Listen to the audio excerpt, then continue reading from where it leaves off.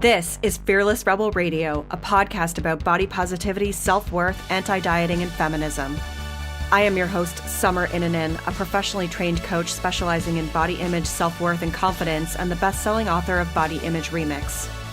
If you're ready to break free of societal standards and stop living behind the number on your scale, then you have come to the right place. Welcome to the show.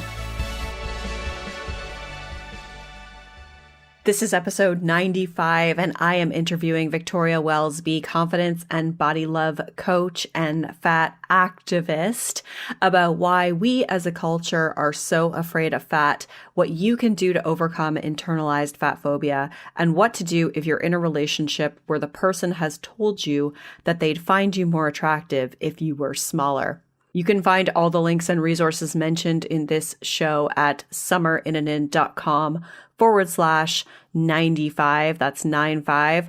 First, I want to give a shout out to OokPick29, great handle, for the review that you left for this show, which says the subjects are very relatable and the different perspectives are eye-opening. It makes me very hopeful that we are on the cusp of a major change in women's body image. Yes, I hope so. Thank you so much for leaving that review. Really appreciate it. If you want to leave a review for the show, I would be so grateful. You can do that by going to iTunes, searching for Fearless Rebel Radio, then click ratings and reviews and click to leave a review or give it a rating. You can also just go to summerinanen.com/review to find a direct link to that. Second, if you haven't already done so, make sure you get the free 10-day body confidence makeover at summerinanen.com/freebies with 10 steps to take right now to feel better in your body. Today's guest is Victoria Welsby. Victoria is a confidence and body love coach and the badass babe behind Bam Pow Life. She went from being homeless, abused, with self-esteem that was achingly low into the courageous fat activist and boss lady she is today. Her work has been featured in Bustle, Hello Giggles, Fabu Plus, I Like Her Style, and many more. When she isn't changing the way women view their bodies, you can find her at UBC in her role as an adjunct professor. Victoria is a friend of mine. She also lives in Vancouver. She's amazing. The first time I met her, I knew that we were going to be friends. She's just such a cool woman, and I know you're going to love her, so I'm excited to have her on the show today. Hi, Victoria. Welcome to the show. Thank you so much for having me, Summer. I am super excited to be here, like 1,000,000%. It's about time because we've been friends for a little while. We had our first date together when we went to go and see Lindy West speak. And then yes. I thought you were super cool because I think you made like a penis joke within the first 5 minutes of us hanging out. And I was like, anyone who is doing that is meant to be my friend. So it was meant to be, and I think maybe I sealed the deal with you at the end of the day when I did that really high kick and you recorded it. So yes. I wanted to impress you. I was like, how can I impress her and get a second date? I know I'm going to show her my high kick, and you were just like, oh my god, girl, and that was it. So. I was like, this girl it just goes right to my heart. And we're super lucky to live in the same city, although I know we're recording this from across the ocean today because you are back in Europe for a little while. I'm an international woman of mystery, you know. I just can't help being so awesome. Well, speaking of you being so awesome, I'd love to have you start by telling everyone a little bit about your story and how you got to become such an awesome babe. Oh, wow. Oh, how deep can I go in this? How deep do you want to go with my story? Like really juicy from the beginning or just like an overview? You know, what do you feel inclined to share? Maybe something in the middle.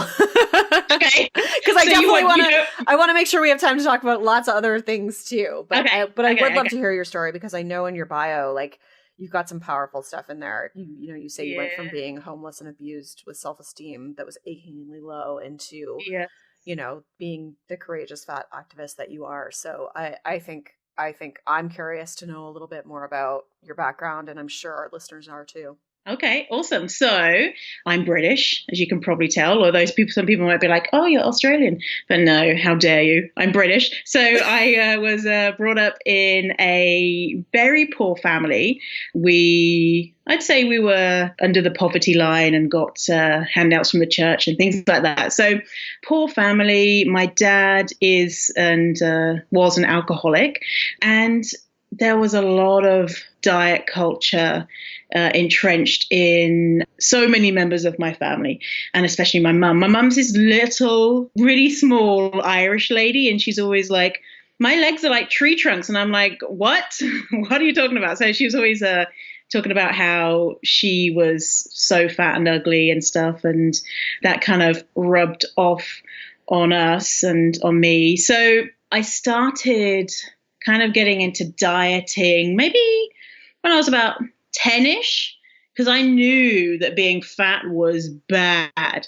Because, all of the stuff I'd heard from my mum, from the rest of my family on TV, I just knew being fat was the worst thing I could ever be. So I was like, I'm gonna become really thin and amazing. And so I started running up and down. We had a long corridor in our family house, and so I'd run up and down it 100 times, and I would eat food that I thought was diet food. And so I thought diet food was just normal food but with no flavor. So I'd eat like just boiled pasta and be like, yeah, I'm going to lose loads of weight. So obviously I didn't, because I was just a normal young girl.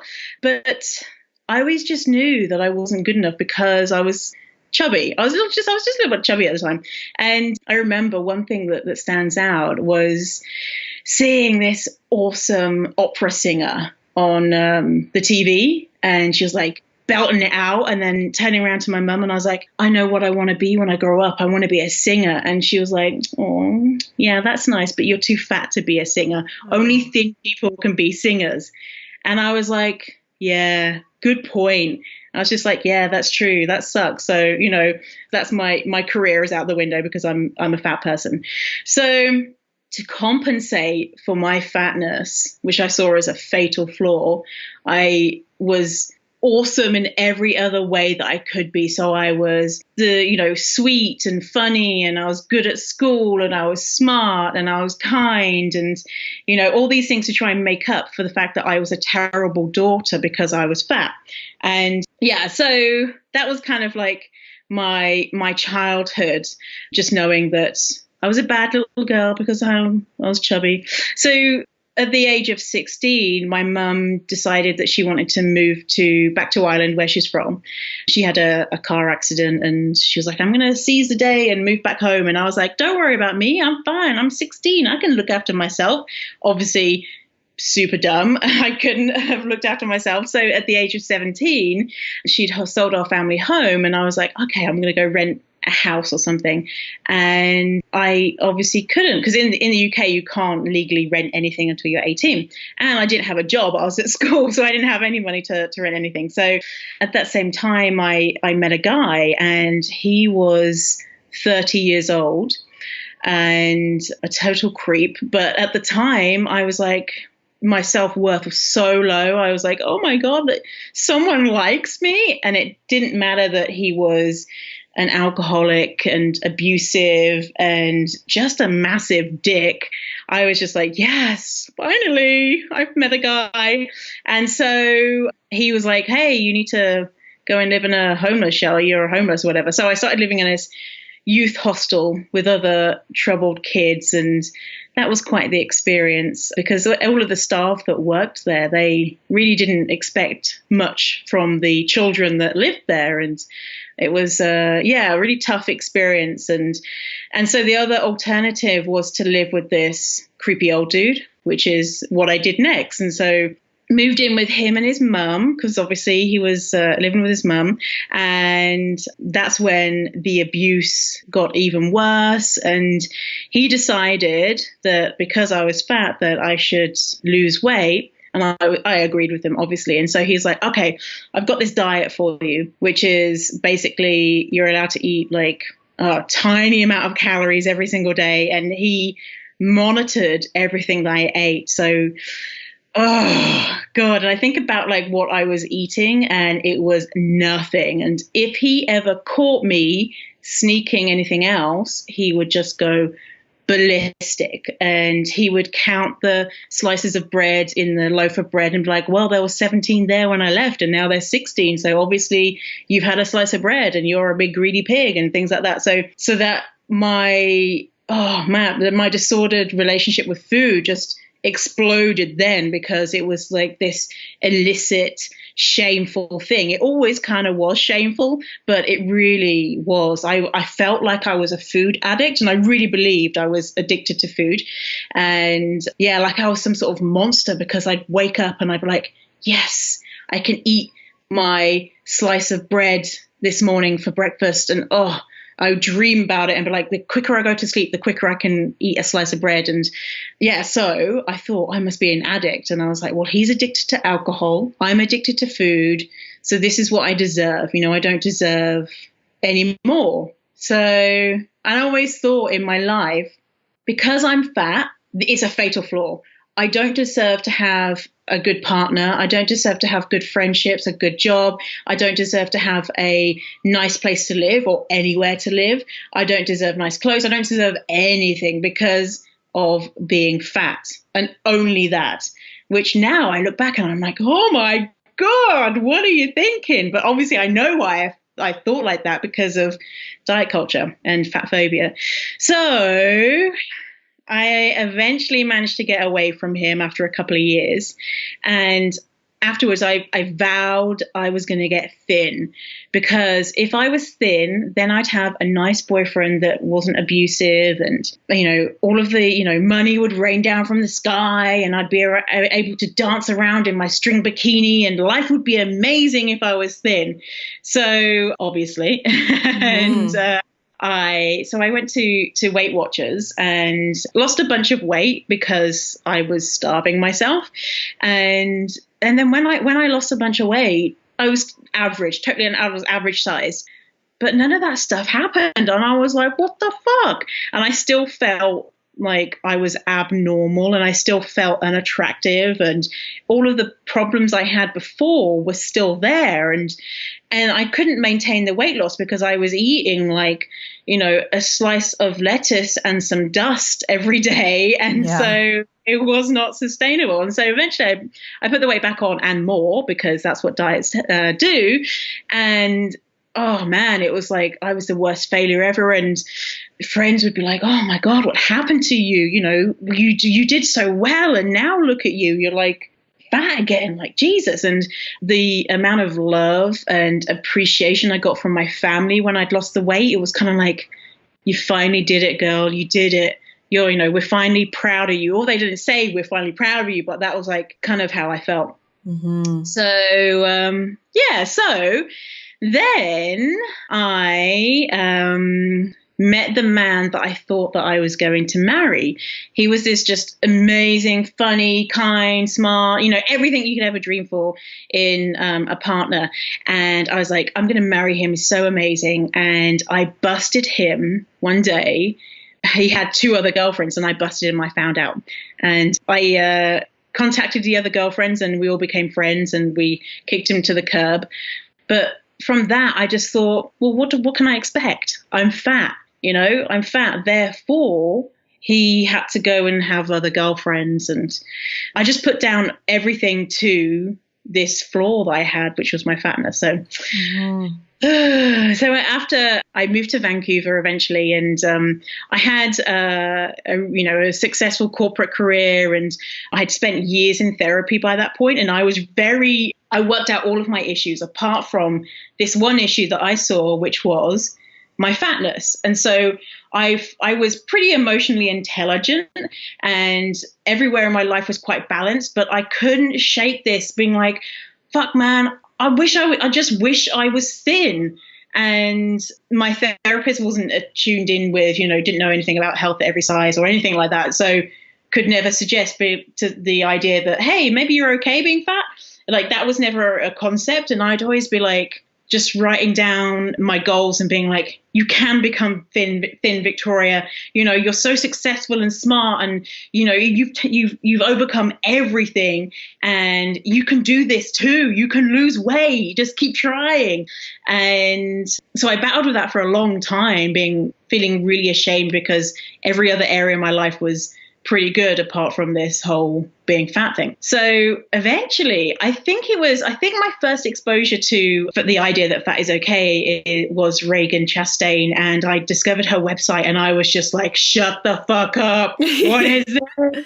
Yeah. What do you mean? Like, I was reading her blog post and I was like, you can be fat and it's okay. This concept never was in my, like, I'd never heard of it. It was just totally wild.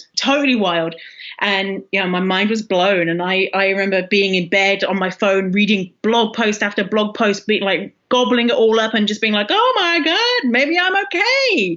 And I heard this analogy before on your show, but it was like the Matrix, right? Of finally taking the pill and seeing everything clearly. And since then, oh man, this is it. This is what my life is meant to be, just being an awesome fat babe. And if people don't like me because I'm fat, then they can just eat it, is what I think. So that brings us up to today. I feel like we just found the quote for this episode. If people don't like me, they can eat it. Yeah, that right there. I think the phrase "eat it" comes from Latrice Royale. She's a drag queen and she's amazing and she's fat and she's great. So yeah, you should look her up as well. I will do that. I will do that. Yeah. Wow. I don't think I knew the depths of your story, and I don't think I realized. I didn't know the abuse that you had been through, and the things that you've overcome. So, wow, I think it's just, I feel like I don't want to say like I have more respect for you, but I just think that, wow, you've overcome a lot of adversity. And, I'm curious to know, like, whether you feel like that the adversity that you've overcome, like, has that given you, I feel like that's given you a lot of strength. Like, you almost take that, and that's that fire inside of you. Oh, yeah, totally. I think now I'm so pleased that I was brought up in a poor family. I'm so pleased that I've, experienced these things. Like, at the time I was like, this fucking sucks. But now I'm so thankful because I have realized how resilient I am. I feel like I can overcome anything, and I don't need to sweat the small stuff because really, who cares? We're going to be dead real soon anyway. So yeah. Don't really matter. Yeah, that's awesome. I love that. So I want to get into, there's just a couple big things I want to talk to you about. And one of them is around the video that you recently created, which is called "Why Are We So Scared of Fat?" Mm-hmm. Can you talk about why you wanted to create this video and tell us a little bit about the video as well? And obviously I'll link to it in the show notes, but I just want to hear you talk about it. Yeah, so one of my business goals is to have a TEDx talk, and I've been in training to do that. And so through the development of that, I came to what we call is in the TEDx world of my core message. And my core message was all about fat phobia. I was just like, why are we so scared of fat? And it's everywhere. And it's kind of like fat phobia can happen to good people. And I was all throughout my life massively fat phobic. So the video is me going around Vancouver and asking people what they think of fat and what's their ideal body type, and would they rather, work with their arch enemy for the rest of their life or be fat. And people are like, oh, work with the arch enemy. Oh God, I don't want to be fat. Jesus.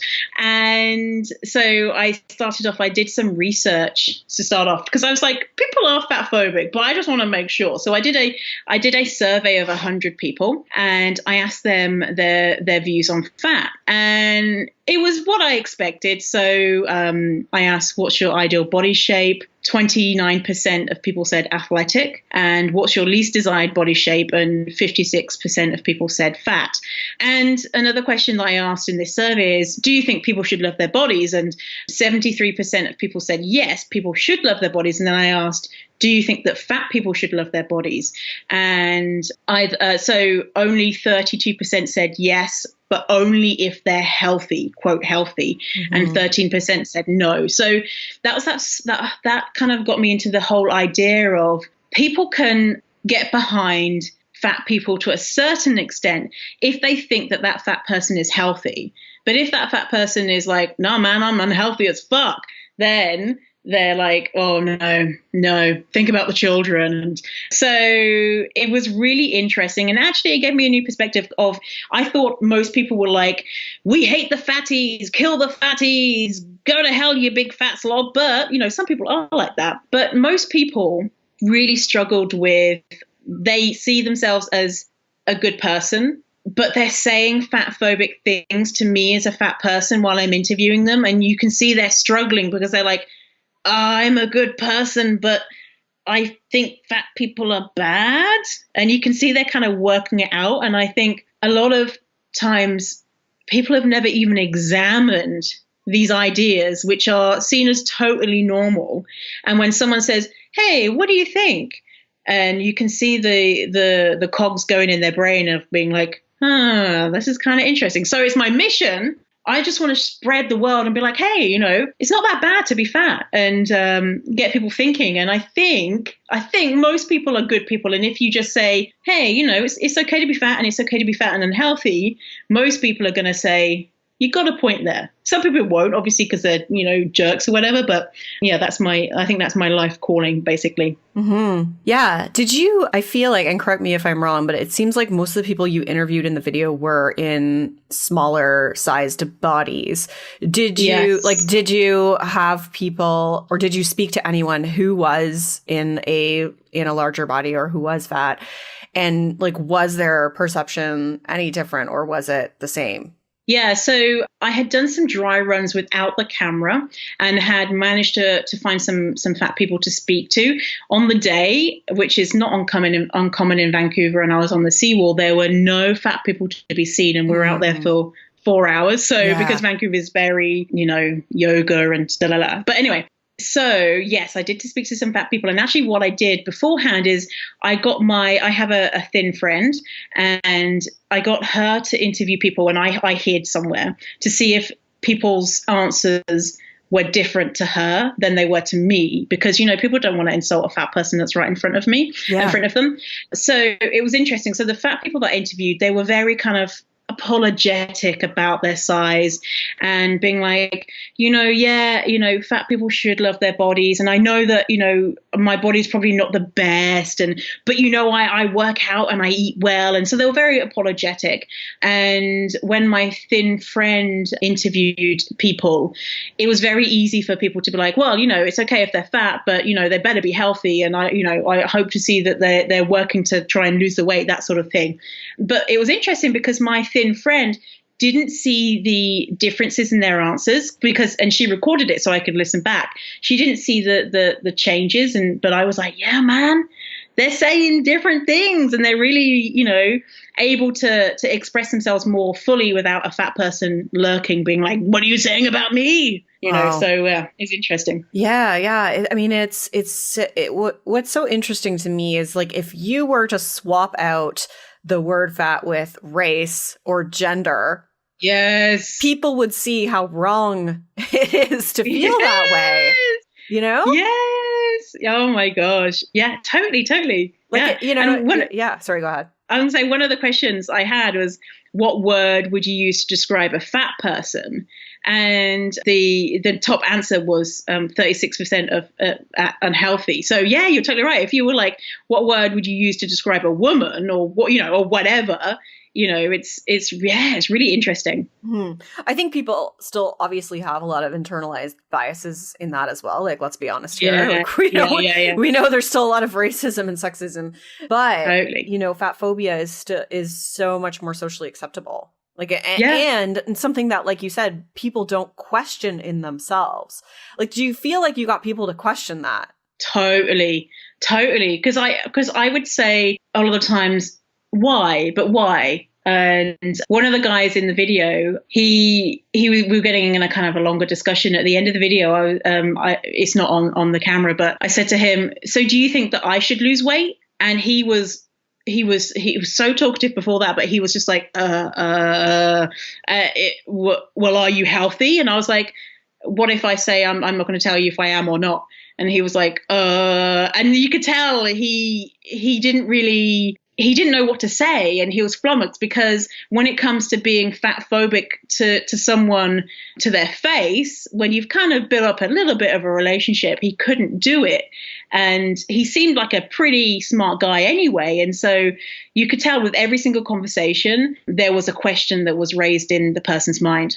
Mm-hmm. Yeah. And so it's, cause sometimes it feels like within, like the body positive or fat acceptance world, you're kind of just preaching to the choir. Like you're shouting into, I think, my friend Kyla Prince has said before, like you're shouting into a vacuum, like you're just, And so it's really interesting to hear you go out and have conversations with people who are completely unfamiliar with this, or totally unfamiliar with the biases, that because it is so normalized in their mind, and they truly believe that what they think is right and fair. And, so it's just, I feel like, I mean, what do you think? Do you think more conversations like that need to be had? Like what do you feel like needs to happen in order to create a bigger change in this world? Yeah, I think, it's absolutely right. It's great to be surrounded by people who are echoing your own opinions. But then when if you want to spend the emotional labor having a conversation with someone, I find it really impactful to me, and I hope it is a little bit to them as well, because I think doing this exercise has made me feel a little bit better about humanity in general, because most people were curious a little bit, and it was kind of like, this is a brand new perspective, and I've never even considered that. Kind of like how I came to the idea of, fat being okay. It's totally wild. And so a lot of people are a little bit more curious. And so for me, I like having gentle conversations with people I know. And so whenever I make a new friend, and if they ever use the word overweight or obese, I always say, hey, can I challenge you on something? And they're like, yeah, of course, absolutely. And I say, when you use that word, it's kind of playing into the idea that there is a certain weight that you should be. And it's also relying on the BMI scale, which is bullshit, and this is why it is. And I prefer if you could call me fat, or you can use these other words.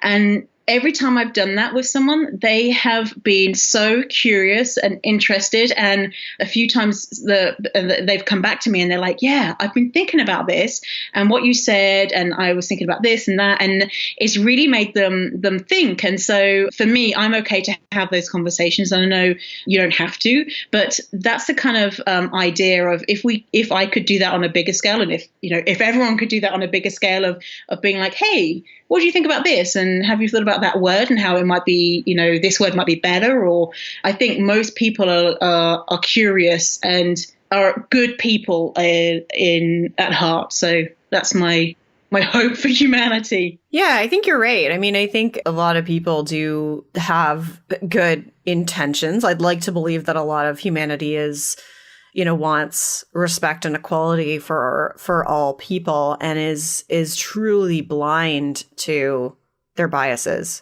in this arena specifically. Totally. And I think a lot of people, they don't even realize when they say something totally fat phobic, but now that I'm in this line of work, it's magnified a gajillion percent, and it's really obvious to me, but it's probably just a funny little joke to them, or, whatever, or a turn of a phrase. Or I was watching this program the other day, and there were some people talking, and it was a dating program. And one girl was like, oh, when I get in a relationship, I get really lazy and I get really fat, and then I'm disgusting. And everyone's like, yeah. And I was thinking, yeah, that would be, a few years ago, I might have been like, yeah, that's so funny, but that shit, man, that's fat phobic. Then, Yes. tiny little things like that you don't even realize. Yes. And yeah, now we can see it. It's like, holy shit, it's everywhere. Oh, it's everywhere. It's insidious. Oh, Yeah. God. It's insidious. Insidious. You know what I'm trying to say. I got you, girl. I'm not going to edit that out either. I have problems with words sometimes. So I want to segue this into like the good fatty, bad fatty dichotomy, because what came through so heavily in this experience, or experiment, whatever you want to call it, is just, well, they better be healthy, and like, why is this, like, why are we so obsessed with people being healthy? Like, why is being healthy a component of being okay with someone? What do you think? Like you wouldn't go up to a thin person and be like, but are you healthy? Because, what the fuck? Yeah. It's got nothing to do with anything. I think it's a very easy way for people to display fat phobia and disguise it as being concerned. Basically, people don't like fatness. They don't like fat people. And it's really easy to be like, well, we're just concerned for their health. And, think about the kids, the obesity epidemic. It's so bad. And as well, it feels nice to feel superior to some people as well. I know that I have so many times in my life being like, oh, look at that fat person. At least I'm not as fat as them. They must be greedy and lazy and sit at home and drink lard milkshakes and loads of stupid bias and whatever. But it felt good, to me, to be like, well, at least there's someone who's not as, who's worse than me. But yeah, it's just disguising people's bias and fat phobia to be focusing on people's health. Because if people really were concerned about health, they would be like, shit, man, I'm not going to talk about this because it might affect their mental health. Or they might say to someone, oh, you like skydiving. What about your health? You might die. Or, things that are dangerous. You don't think, oh, but what about your health? Like, people don't think like that because it's not tied into fat phobia. But when there's a fat person, they can concern troll as much as they like and feel good about it because, they're like, oh, I'm just trying to help them be a better person. And I've done that so much as well. Yeah, it's crazy because it's like, you really think you're trying to be you're improving people's health? Yes. Like let's talk about the real issues around health, like accessible healthcare and like food deserts and poverty and the relationship between oppression and people's health. Like there's just, and I think a lot of that is people just don't even know or realize, because oftentimes you can just kind of live in like a little bit of a privileged bubble. But yeah, it's really, it's so ingrained that it's attached to body size, and people are so judgmental about people's health activities. And I think we need to be just continuing to challenge that. Yeah, absolutely. Absolutely. And I was trying to find today, Roxane Gay was on, I think it's Trevor Noah's show. Yeah. Talking about her new book, Hunger. And so I was trying to find the clip on YouTube because we can't get it in England or Canada or whatever. And so there was this one video, but it wasn't the clip.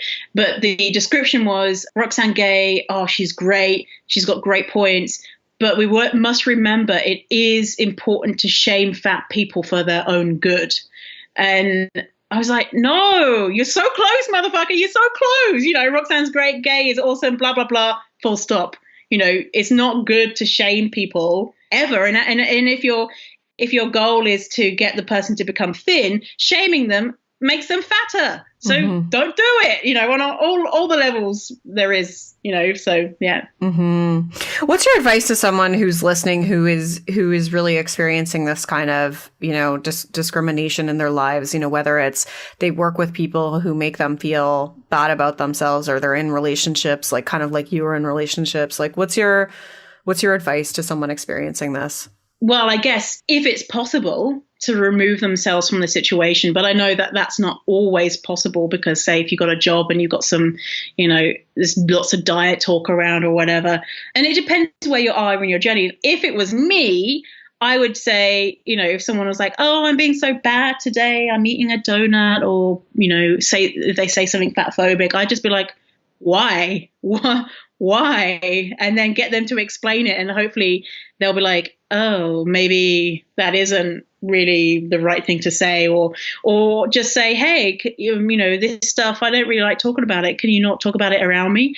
But again, like, if you're new to this stuff, that would be an almost impossibility. So if you can, just avoid those situations, avoid those people. I know in my life, if anyone talks that type of stuff, if I love them, I'll correct them and see if, we can make things great again.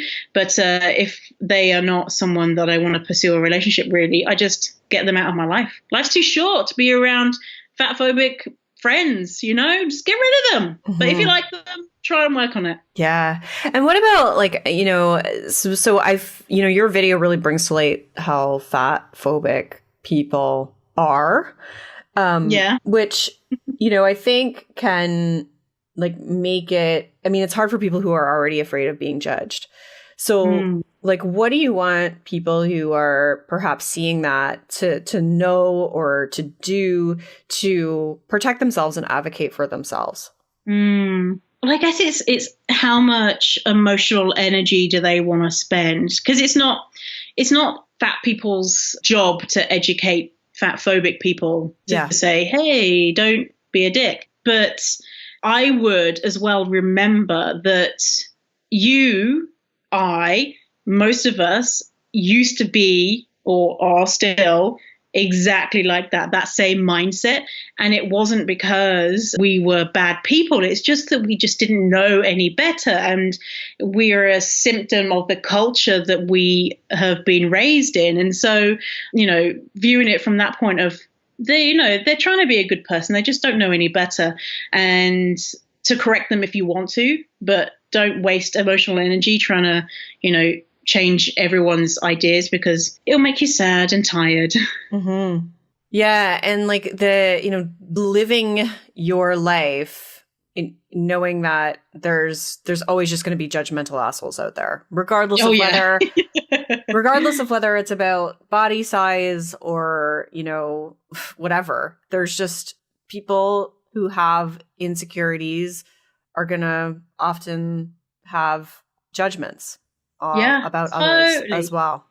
Totally. Yeah. It doesn't. And the thing is, it doesn't matter what you are, like thin, fat, short, tall, whatever. It doesn't matter. There's always going to be someone that'll be like, I wouldn't do it like that. Oh, she looks like shit, or, whatever, no matter what. So you might as well just be your fat, fabulous, or, whatever size you are, self. Just be yourself, because at least then you're authentic to yourself and being able to live your true life. And if people don't like it, like I say, they can eat it. They can go eat it. Yeah. So I want to talk about relationships a little bit, because you wrote a really powerful blog post about your past relationship, and obviously you telling your story today. You've talked about relationships where you've experienced emotional and physical abuse because of they wanted you to be thinner. But in the blog post, you talked about how he told you he would have loved you more if you were thin. And I know people that this has happened to. I know people who are in relationships where their partners have said, I'm not sure I would be attracted to you if you gained weight, or, I would be more attracted to you if you were thinner. So I would love to know, how you navigated that experience and what your advice is for people who are going through that. Yeah. And I've since I've got into this line of work, it seems like a massive common theme that people's partners saying, I don't find you attractive anymore, or I couldn't, if you put on any more weight, I wouldn't love you, or shit like that. So, and it happened to me. So I was in a 6-year relationship with a wonderful person, kind, sweet, emotionally intelligent, very, very nice person. And one day, maybe 4 years into our 6-year relationship, we were talking, and I could tell there was something wrong in the relationship. And so I was saying, like, what is it? What's wrong? And he's like, okay, I'm gonna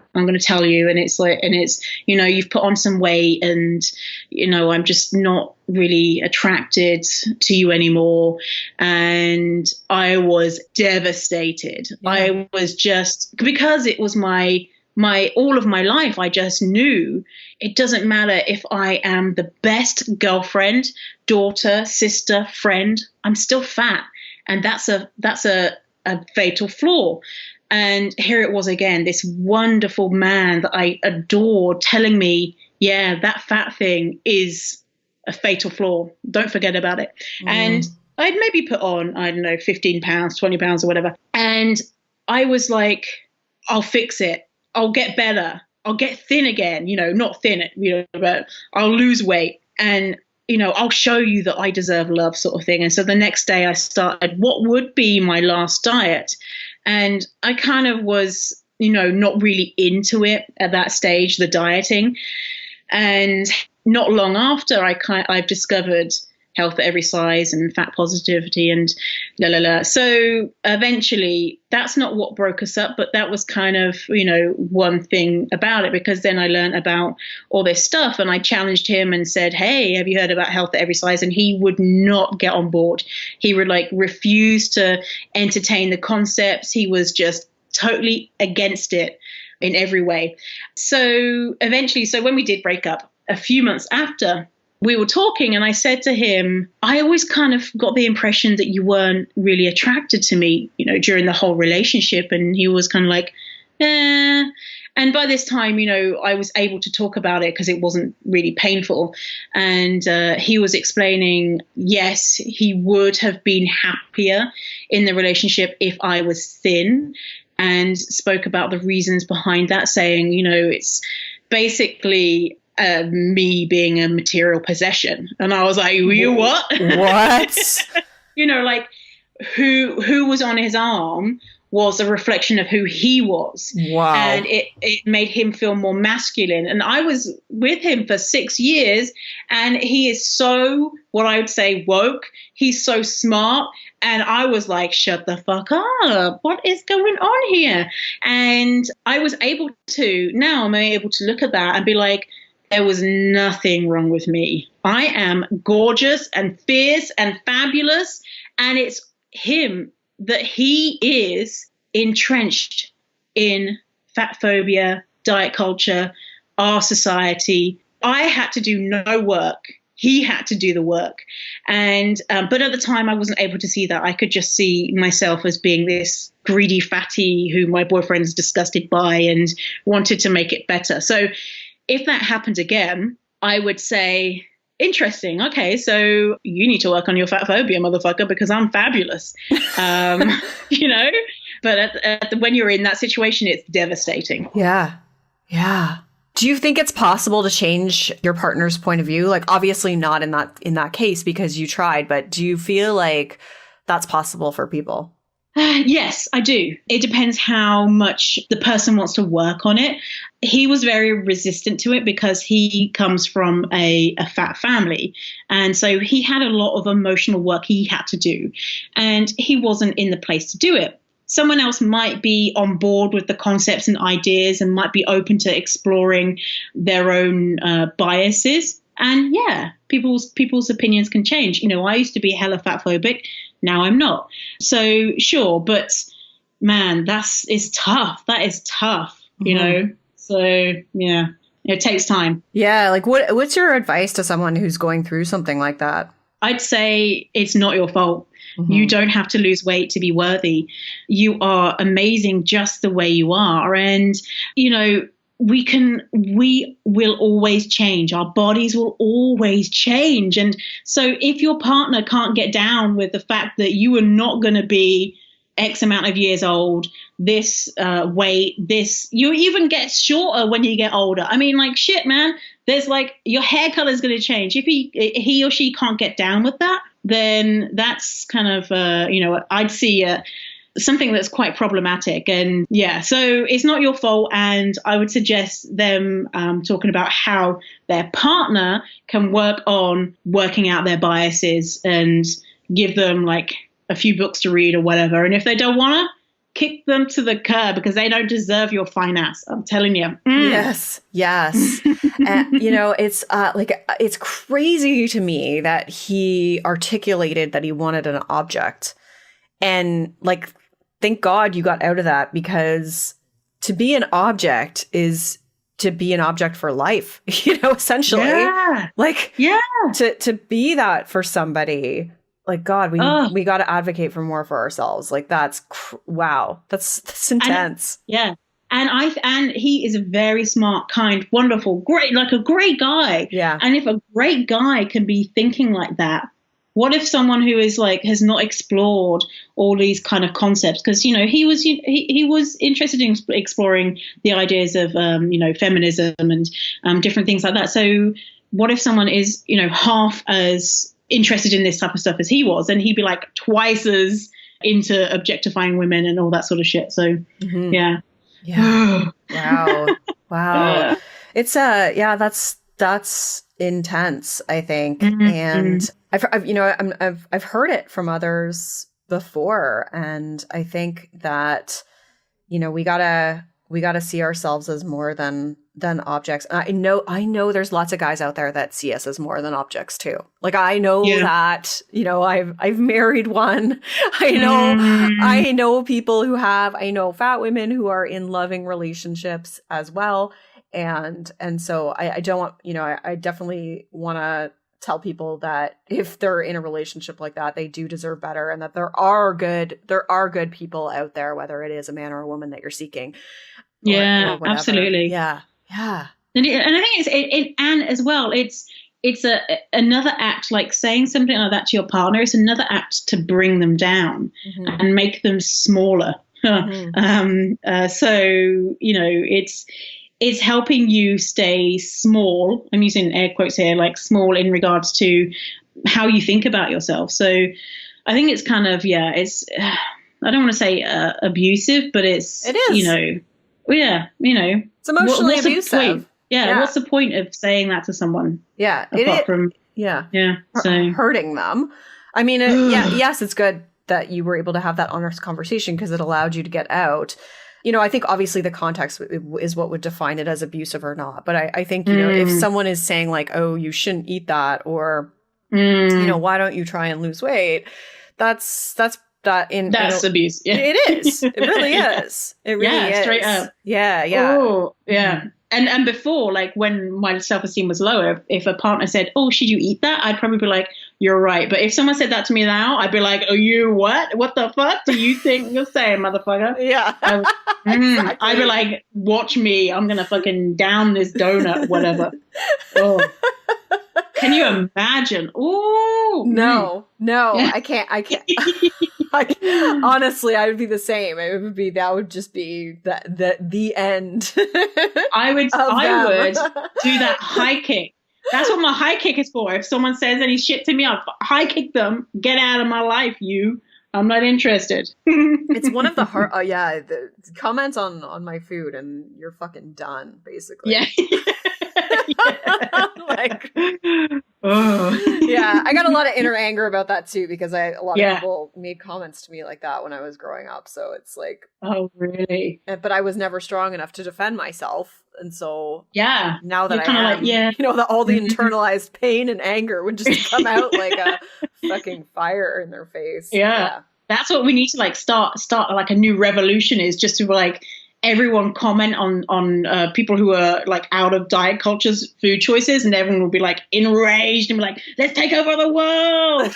I think that's what we need to start a revolution. Well, it can be helpful. Simultaneous food shaming, and they were like, no, kill everyone. Just breathing fire. We'd be the strongest, badassest army ever. It'd be amazing. Well, you're doing amazing work. I love talking to you. You're so fun. Like, you bring such a good element of sass and humor and passion to it, which is what I love. So it's been I love hanging out with you in real life, and I'm so glad we finally got to do the podcast. So as we wrap things up, I want you to tell people where they can find more of you. You can find me on my website is bampowerlife.com, and you can find me on Instagram and Facebook and Twitter, and I think that's it. Yeah. Yeah. Great. Yeah. And I'll link to all those in the show notes. So thank you so much. You're awesome. Thanks for being my friend. I really appreciate it. Likewise. Yeah. Thank you for being a friend. Oh, I don't know that song. What? You never watched The Golden Girls? No, I'm sorry. Oh, okay. We got some catching up to do.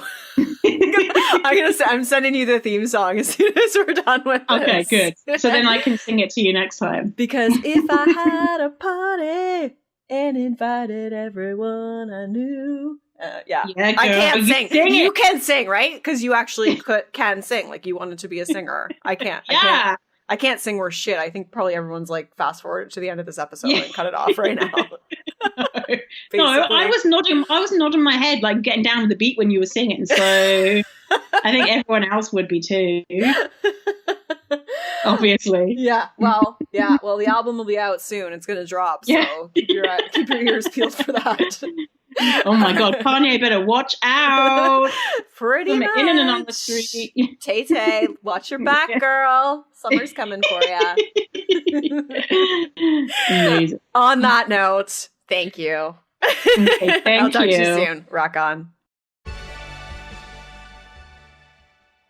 That was awesome. It looks like my next mission in life is to indoctrinate Victoria in the merits of the Golden Girls.